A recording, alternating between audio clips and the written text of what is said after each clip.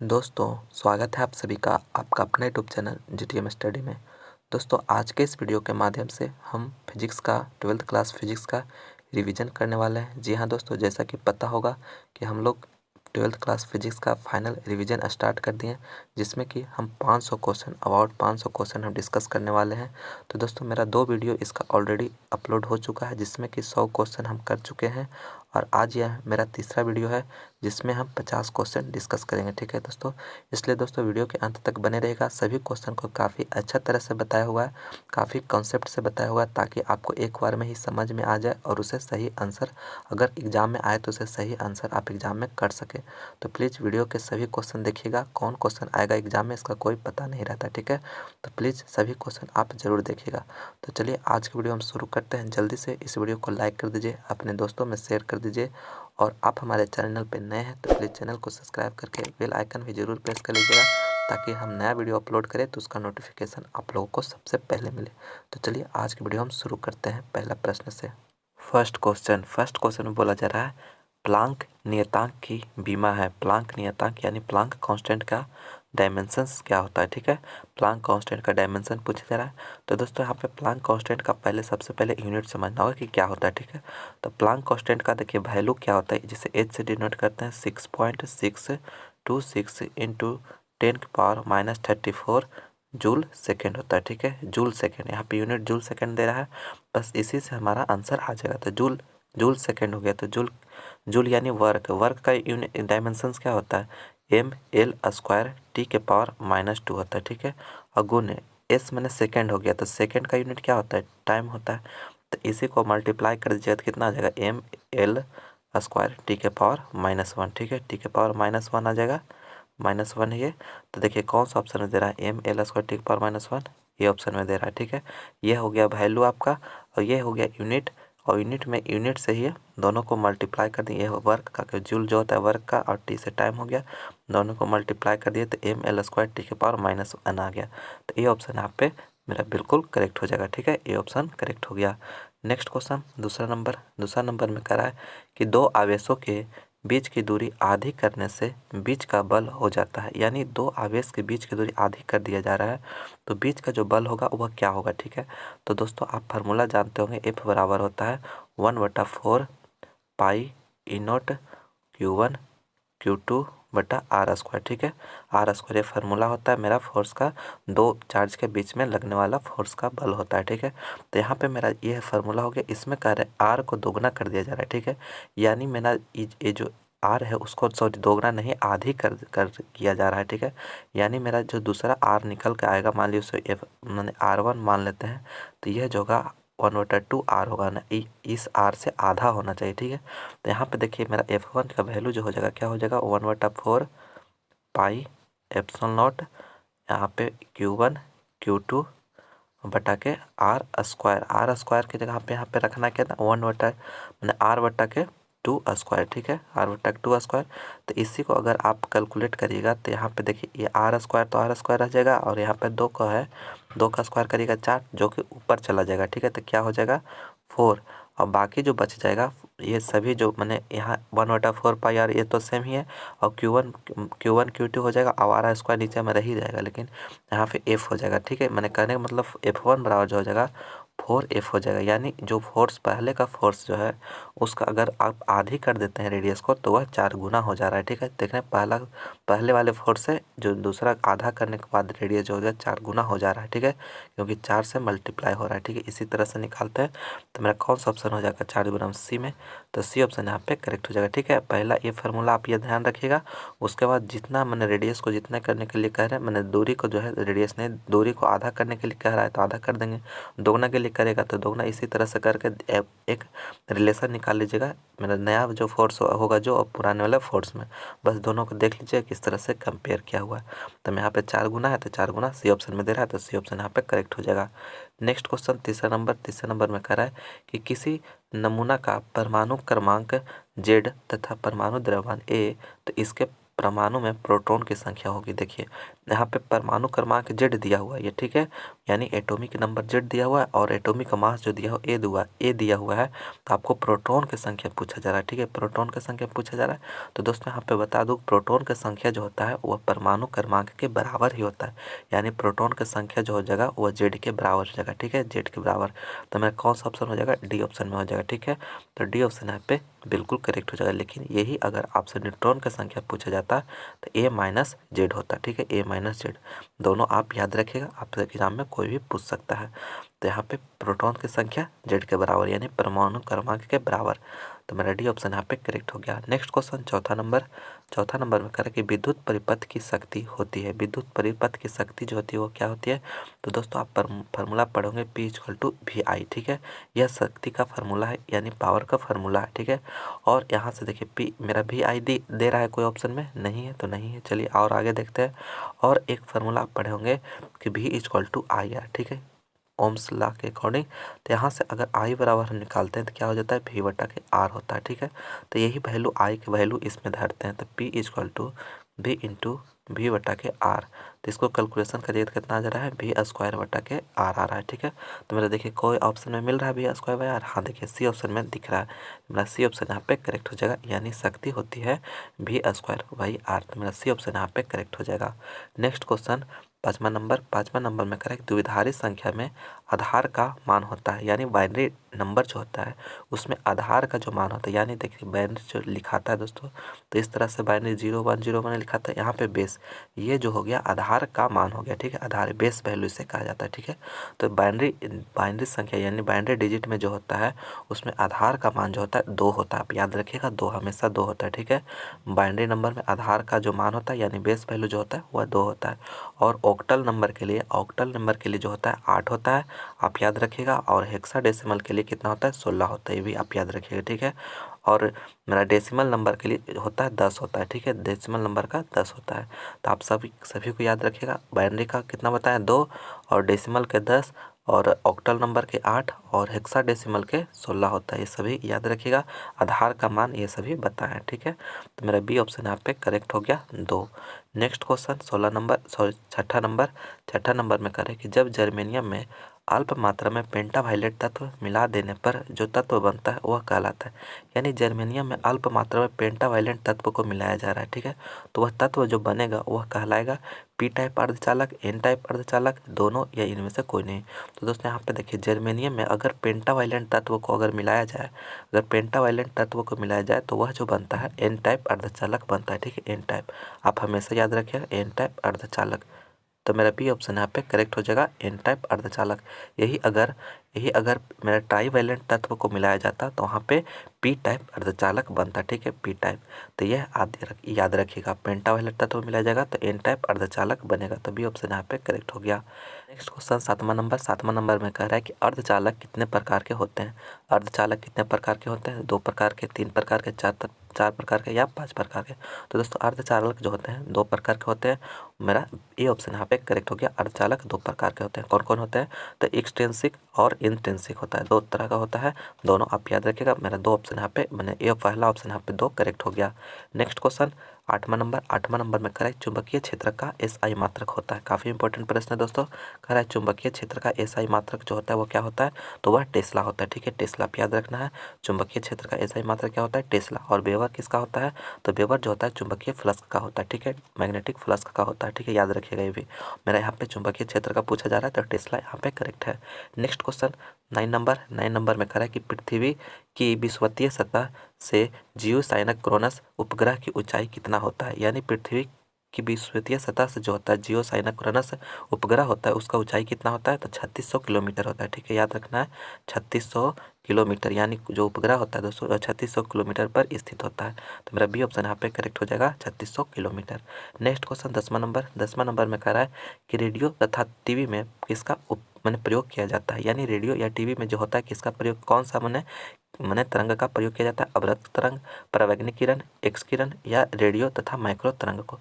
तो दोस्तों टीवी यानी जो हम लोग रिमोट वगैरह यूज करते हैं कंट्रोल करने के लिए टीवी को, तो वह जो होता है उस यानी रेडियो फिर आता है जो रेडियो का सिग्नल जो धरता है, यह सभी का जो होता है उसमें किस तरंग का उपयोग किया जाता है? तो वह रेडियो तथा माइक्रो तरंग का यूज किया जाता है। तो मेरा डी ऑप्शन यहाँ पे बिल्कुल करेक्ट हो गया, रेडियो तथा माइक्रो तरंग। डी ऑप्शन यहाँ पे करेक्ट हो गया। नेक्स्ट क्वेश्चन 11 नंबर काफी इंपॉर्टेंट प्रश्न दोस्तों, कह रहा है कि लैब को बैक्टीरिया मुक्त रखने के लिए प्रयोग किया जाता है, यानी लैब को बैक्टीरिया मुक्त रखने के लिए जो है प्रयोग किया जाता है परावैंगनिक किरण को, अवरक्त तरंग को, एक्स किरण को या इनमें से कोई नहीं? तो परावैंगनिक किरण को। तो ये ऑप्शन यहाँ पे करेक्ट हो गया, परावैंगनिक किरण को। नेक्स्ट क्वेश्चन 12 नंबर में करें कि unit of displacement current is, unit of displacement current is, तो डिस्प्लेसमेंट करंट का यूनिट जो होता है वह एम्पियर होता है। ये ऑप्शन यहाँ पे करेक्ट हो गया, एम्पियर। ठीक है, ये ऑप्शन याद रखिएगा, एम्पियर। नेक्स्ट क्वेश्चन 13 नंबर में कह रहा है कि रीडर वर्ग नियतांक का मात्रक होता है, रीडर वर्ग नियतांक का जो मान मात्रक होता है वह क्या होता है?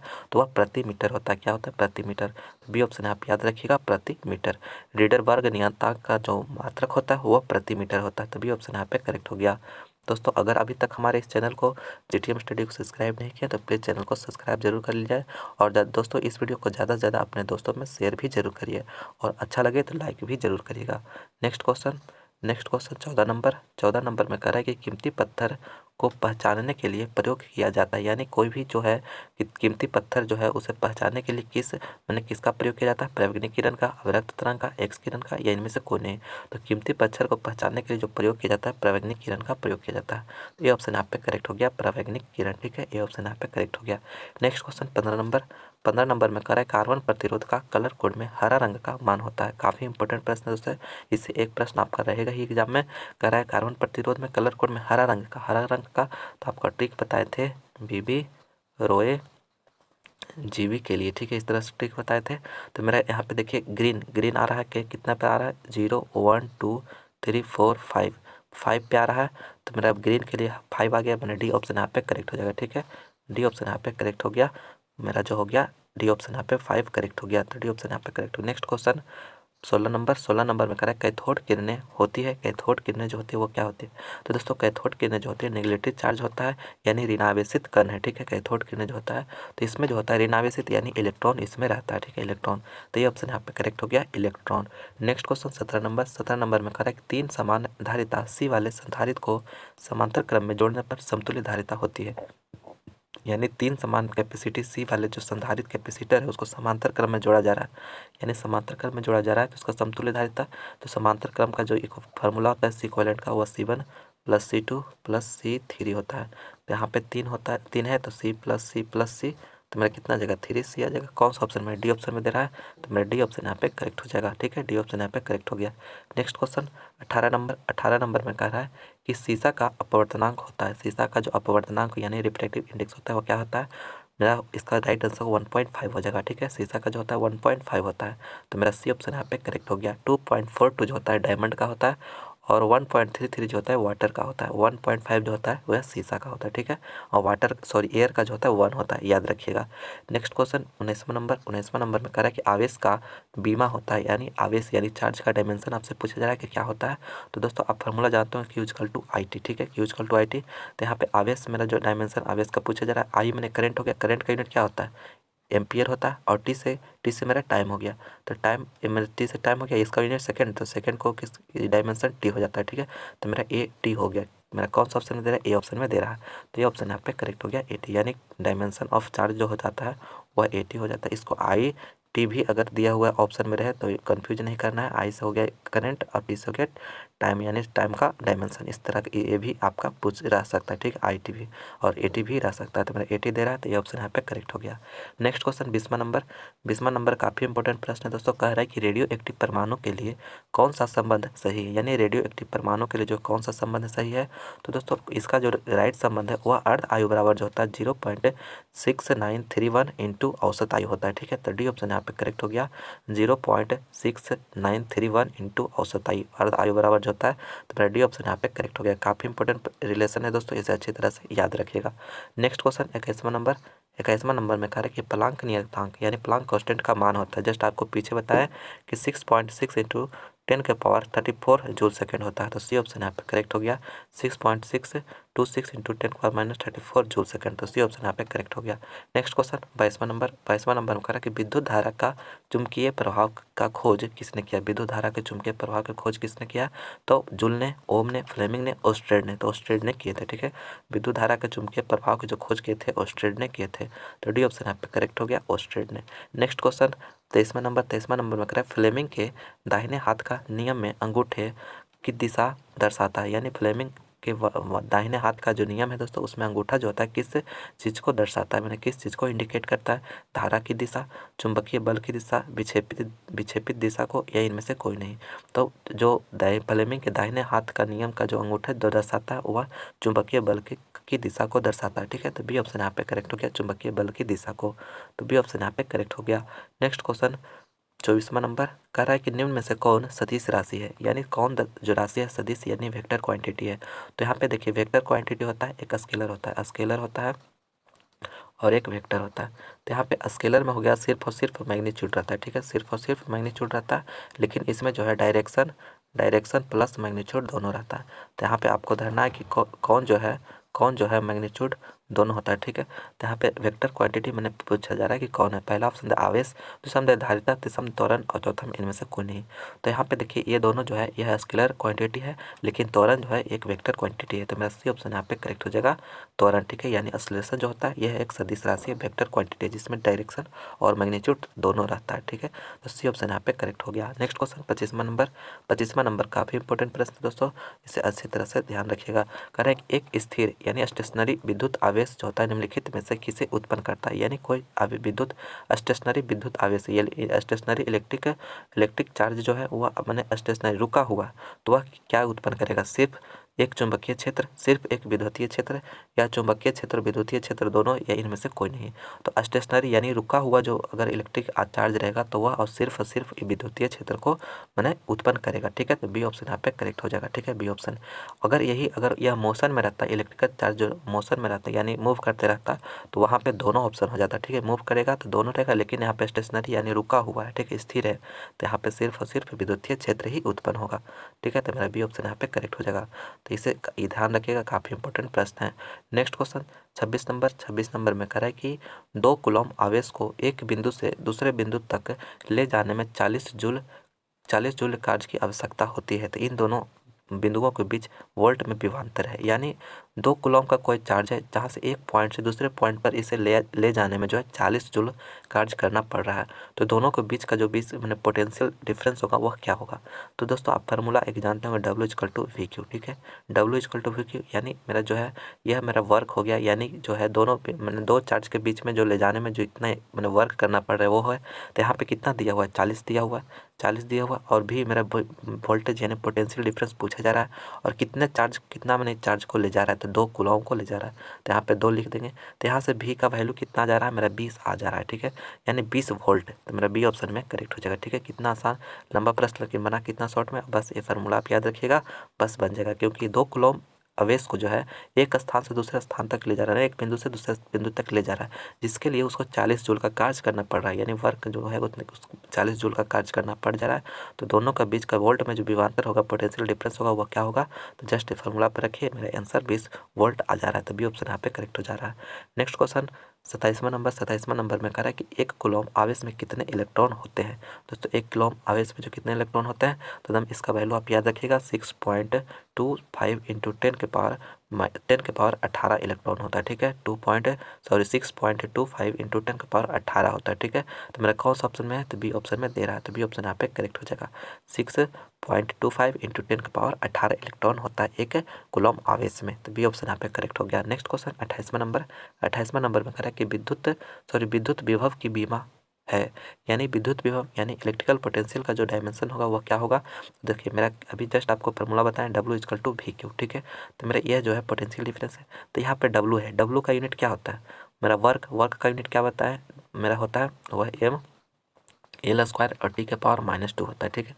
और यह मेरा चार्ज है। तो चार्ज का यूनिट जस्ट अभी आपको बताएं क्या होता है, टी होता है, ठीक है, आई टी होता है बराबर, ये मेरा मैंने पोटेंशियल डिफरेंस का डायमेंशन हो गया। तो देखिए यहाँ पे एम एल स्क्वायर, तो एल स्क्वायर और टी के पास देखिए -2 है, और यहाँ पे एक और ऊपर चला जाएगा तो टी के पावर -3 हो जाएगा, और एक आई है तो आई के -1 हो जाएगा, ठीक है। तो देखिए क्या हो जाएगा, एम एल स्क्वायर टी के पावर -3 और आई के पावर -1 हो जाएगा, ठीक है। समझे किस तरह से, वर्क का यूनिट हम डायमेंशन लिख लिए और क्यू चार्ज का जो हो गया लिख लिए, दोनों को डिवाइड कर दिए तो मेरा यही पोटेंशियल डिफरेंस का आ गया। तो देखिए कौन सा ऑप्शन है, एम एल स्क्वायर टी के पावर -3 और आई के पावर -1, बी ऑप्शन में दिख रहा है, तो बी ऑप्शन यहाँ पे मेरा करेक्ट हो जाएगा।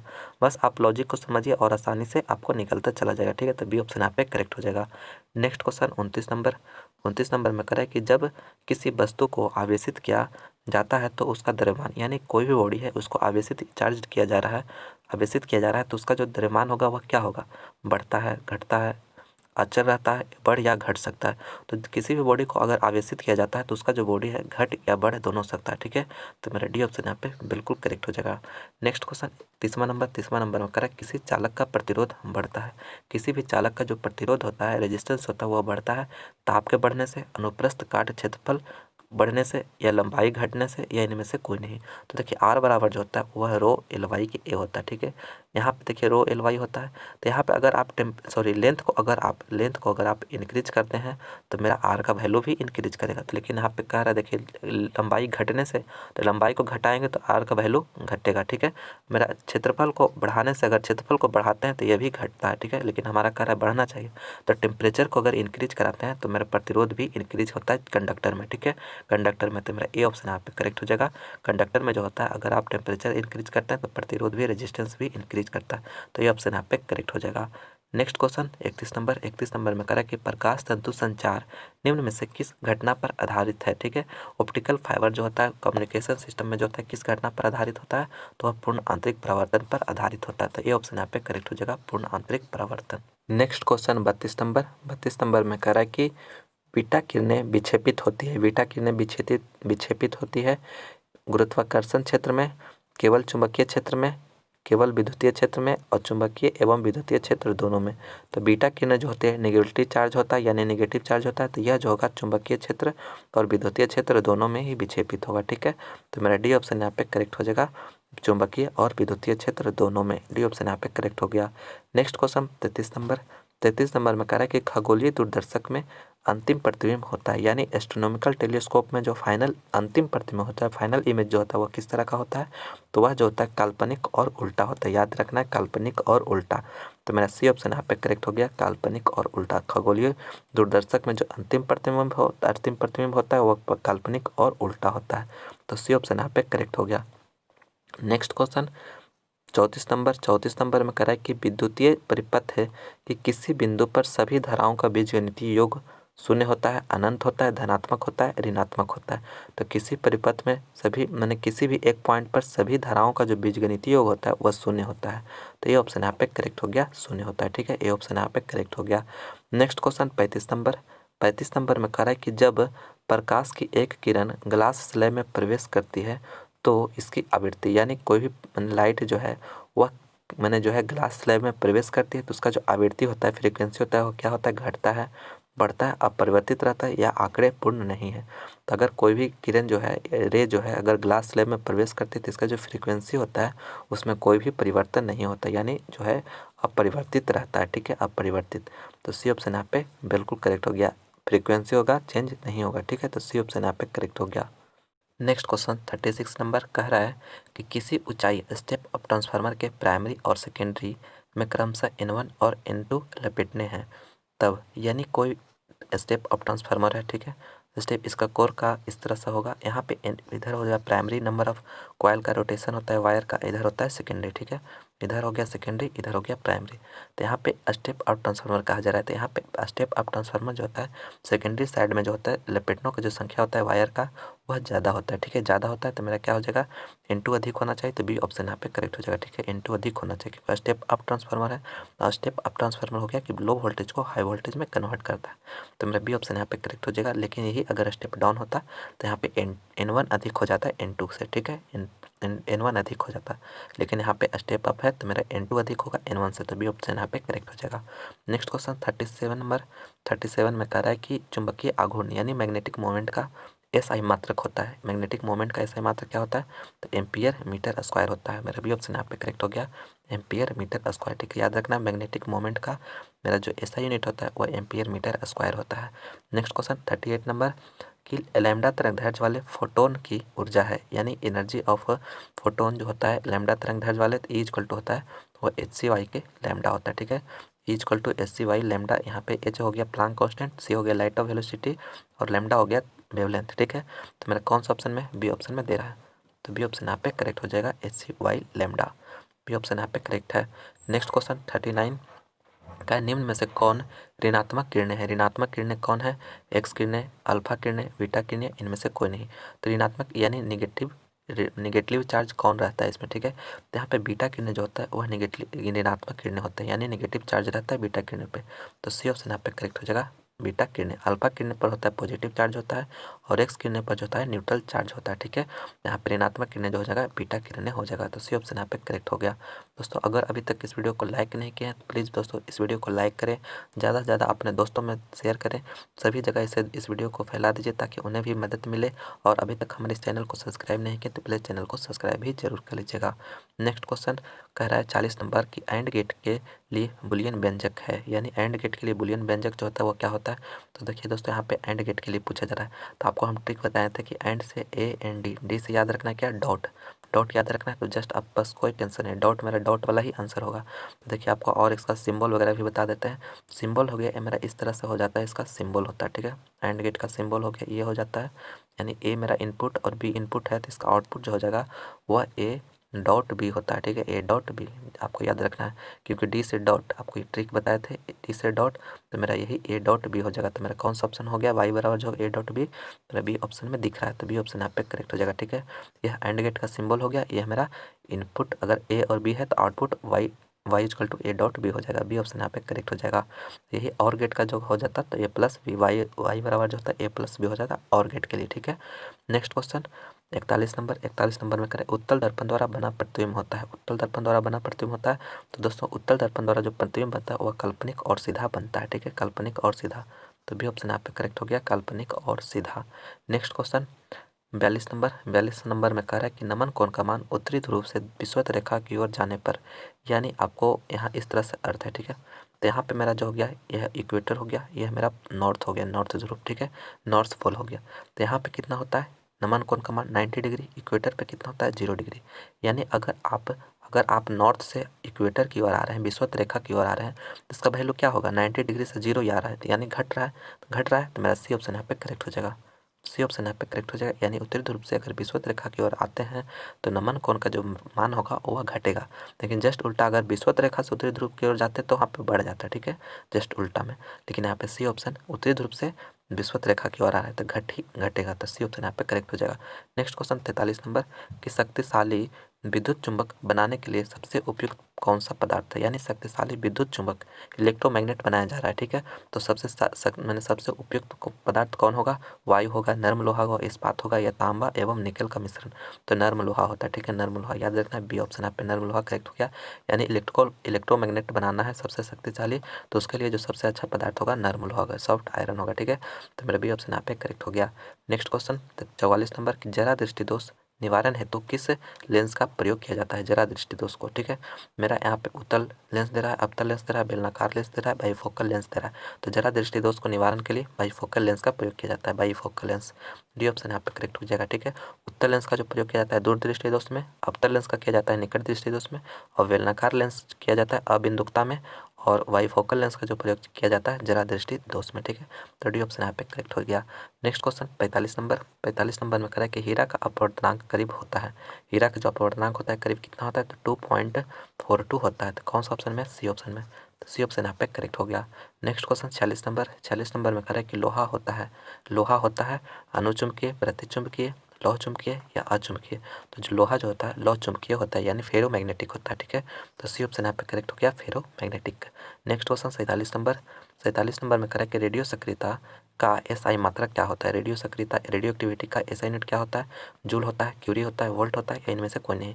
तो रेडियो एक्टिविटी का जो एसआई यूनिट होता है वह क्यूरी होता है। बी ऑप्शन यहाँ पे करेक्ट हो गया, क्यूरी। नेक्स्ट क्वेश्चन 48 नंबर कह रहा है कि निम्नलिखित में कौन विद्युतीय चुंबकीय तरंग नहीं है। यानी इलेक्ट्रोमैग्नेटिक वेव्स जो है कौन नहीं है? प्रकाश तरंगे, अवरक्त तरंगे, ध्वनि तरंगे, एक्स किरणें। तो इलेक्ट्रोमैग्नेटिक वेव्स जो नहीं है वह ध्वनि तरंगे नहीं है। ठीक है, सी ऑप्शन यहाँ पे करेक्ट हो गया, ध्वनि तरंगे। यानी ध्वनि तरंगे जो होते हैं मैकेनिकल वेव होता है, बाकी प्रकाश तरंगे, अवरक्त तरंगे, एक्स तरंगे, यह जो है ये सभी जो है इलेक्ट्रोमैग्नेटिक वेव्स होता है। ठीक है, ध्वनि तरंगे मैकेनिकल वेव होता है। ठीक है, याद रखिएगा। तो सी ऑप्शन यहाँ पे करेक्ट हो गया।